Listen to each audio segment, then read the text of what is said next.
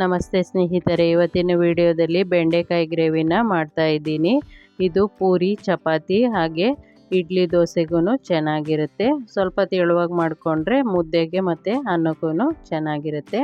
ನಾನಿಲ್ಲಿ ಅರ್ಧ kg ಬೆಂಡೆಕಾಯಿನ ತೊಳೆದು ಒರೆಸಿ ಇದು ಲೋಳೆ ಹೋಗೋವರೆಗೂ ಒಂದು 3 ಸ್ಪೂನ್ ಎಣ್ಣೆನ ಹಾಕ್ಕೊಂಡು ಚೆನ್ನಾಗಿ ಹುರ್ಕೊಳ್ತಿದ್ದೀನಿ. ಆನಂತರ ಅದೇ ಬಾಣಲೆಗೆ ನಾನು ಒಂದು 100 ಗ್ರಾಮಷ್ಟು ಎಣ್ಣೆನ ಹಾಕ್ಕೊಂಡು ಅಡುಗೆ ಎಣ್ಣೆನ ಹಾಕ್ಕೊಂಡು ಅದಕ್ಕೆ 1.5 ಸ್ಪೂನಷ್ಟು ಟೀ ಸ್ಪೂನಷ್ಟು ಜೀರಿಗೆನ ಸೇರಿಸ್ಕೊಂಡಿದ್ದೀನಿ. ಆನಂತರ ನಾನಿಲ್ಲಿ ಒಂದು 5 ಈರುಳ್ಳಿನ ಸಣ್ಣದಾಗಿ ಕಟ್ ಮಾಡಿಕೊಂಡು ಸೇರಿಸ್ಕೊಳ್ತಿದ್ದೀನಿ. ಇದಕ್ಕೆ 1-2 ಚಿಟಿಕೆಯಷ್ಟು ಅರಿಶಿನ ಪುಡಿನ ಸೇರಿಸ್ಕೊಂಡು ಚೆನ್ನಾಗಿ ಹುರ್ಕೊಳ್ತೀನಿ. ಇದು ಸ್ವಲ್ಪ ಬಣ್ಣ ಬದಲಾದಾಗ ನಾನಿಲ್ಲಿ ಒಂದು 3 ಟೊಮೊಟೊನ ತೊಗೊಂಡಿದ್ದೀನಿ, ಮಧ್ಯಮ ಗಾತ್ರದ್ದು ಟೊಮೊಟೊ. ಇದನ್ನು ನಾನು ಸಣ್ಣಕ್ಕೆ ಕಟ್ ಮಾಡಿ ಸೇರಿಸ್ಕೊಳ್ತಿದ್ದೀನಿ. ನೀವು ಬೇಕಿದ್ರೆ ರುಬ್ಬಿನೂ ಹಾಕ್ಕೋಬೋದು.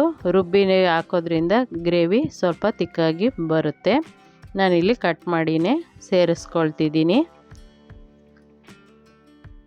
ನೋಡಿ, ಈ ರೀತಿ ಹುರ್ಕೊಳ್ತಾ ಸ್ವಲ್ಪ ಹೊಂಬಣ್ಣ ಬಂದಾಗ, ಅಂದರೆ ಈರುಳ್ಳಿ ಸ್ವಲ್ಪ ಬೆಂದಾಗ ನಾನು ಟೊಮೊಟೊನ ಇದಕ್ಕೆ ಸೇರಿಸ್ಕೊಳ್ತೀನಿ. ನೀವು ಅನ್ನ ಮತ್ತು ಮುದ್ದೆಗಾದರೆ ಸ್ವಲ್ಪ ತೆಳುವಾಗಿ ಮಾಡ್ಕೊಳ್ಳಿ. ನಾನಿಲ್ಲಿ ಸ್ವಲ್ಪ ಗಟ್ಟಿಗೆ ಮಾಡ್ಕೊಳ್ತಿದ್ದೀನಿ. ನಾನು ದೋಸೆಗೆ ಈ ಗ್ರೇವಿನ ಮಾಡ್ಕೊಳ್ತಿದ್ದೀನಿ. ತುಂಬಾ ರುಚಿಕರವಾಗಿರುತ್ತೆ. ಒಮ್ಮೆ ಆದ್ರೂ ಟ್ರೈ ಮಾಡಿ ನೋಡಿ. ಇವಾಗ ನಾನು ಟೊಮೊಟೊನ ಹೆಚ್ಚಿ ಸೇರಿಸ್ಕೊಂಡಿದ್ದೀನಿ, 3 ಟೊಮೊಟೊ. ಇದಕ್ಕೆ ನಾನಿಲ್ಲಿ 1 ಟೇಬಲ್ ಸ್ಪೂನಷ್ಟು ಶುಂಠಿ ಬೆಳ್ಳುಳ್ಳಿ ಪೇಸ್ಟ್ನ ಸೇರಿಸ್ಕೊಳ್ತೀನಿ. ಮನೆಯಲ್ಲೇ ನಾನು ಮಾಡಿ ಇಟ್ಕೊಂಡಿರ್ತೀನಿ, ಅದನ್ನು ಸೇರಿಸ್ಕೊಳ್ತೀನಿ. ಸ್ವಲ್ಪ ಇದು ಟೊಮೊಟೊ ಬೇಯಬೇಕು. ಬೆಂದ ನಂತರ ನಾನು ಶುಂಠಿ ಬೆಳ್ಳುಳ್ಳಿ ಪೇಸ್ಟ್ನ ಸೇರಿಸ್ಕೊಳ್ತೀನಿ. ನೀವು ಬೇಕಿದ್ದರೆ ಜಜ್ಜಿನೂ ಹಾಕೋಬೋದು, ಬಾಯಿಗೆ ಸಿಗುತ್ತೆ ಅನ್ನೋದಕ್ಕೋಸ್ಕರ ಪೇಸ್ಟ್ನ ಹಾಕ್ಕೊಳ್ತಿದ್ದೀನಿ.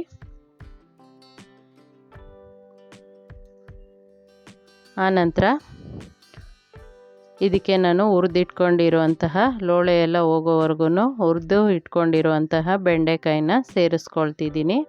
ನಾನಿಲ್ಲಿ ಸಣ್ಣಕ್ಕೆ ಕಟ್ ಮಾಡ್ಕೊಂಡಿದ್ದೀನಿ. ನೀವು ಬೇಕಿದ್ರೆ ಉದ್ದಕ್ಕೂ ಕಟ್ ಮಾಡ್ಕೋಬೋದು, ಅಥವಾ ಮಧ್ಯಕ್ಕೆ ಸೀಳಿನೂ ಬೆಂಡೆಕಾಯಿನ ಹುರಿದು ಇಟ್ಕೊಂಡು ಇದಕ್ಕೆ ಹಾಕ್ಕೋಬೋದು. ಆನಂತರ ನಾನಿಲ್ಲಿ ಅರ್ಧ ಟೇಬಲ್ ಸ್ಪೂನಷ್ಟು ಜೀರಿಗೆ ಪುಡಿನ ಸೇರಿಸ್ಕೊಂಡೆ, 1/4 ಟೇಬಲ್ ಸ್ಪೂನಷ್ಟು ಅಚ್ಚ ಖಾರದ ಪುಡಿನ ಸೇರಿಸ್ಕೊಂಡೆ. ಆನಂತರ ಧನಿಯಾ ಪುಡಿನ ಸೇರಿಸ್ಕೊಂಡಿದ್ದೀನಿ, 1 ಟೇಬಲ್ ಸ್ಪೂನಷ್ಟು. ಹಾಗೆಯೇ ಅದೇ ಸ್ಪೂನಲ್ಲಿ ಅರ್ಧ ಸ್ಪೂನಷ್ಟು ಗರಂ ಮಸಾಲ ಪುಡಿನ ಸೇರಿಸ್ಕೊಂಡಿದ್ದೀನಿ. ಸೇರಿಸ್ಕೊಂಡು ಸ್ವಲ್ಪ ಮಿಕ್ಸ್ ಮಾಡಿದ ನಂತರ ನಾನಿಲ್ಲಿ 3 ಲೋಟ ನೀರನ್ನ ಸೇರಿಸ್ಕೊಂಡಿದ್ದೀನಿ. ನಿಮ್ಗೆ ಯಾವ ಅದಕ್ಕೆ ಬೇಕೋ ಅದಕ್ಕೆ ಸೇರಿಸ್ಕೋಬೋದು. ಈ ರೀತಿ ನೀರನ್ನ ಸೇರಿಸ್ಕೊಂಡು ಕುದಿಯೋಕ್ಕೆ ಬಿಡ್ತೀನಿ. ಇದು ಕುದಿಯುವಾಗ ನಾನು ಹಾಕ್ಕೊಂಡಿರೋ ಬೌಲಲ್ಲಿ 1.5 ಬೌಲಷ್ಟು ಮೊಸರನ್ನ ಸೇರಿಸ್ಕೊಳ್ತಿದ್ದೀನಿ.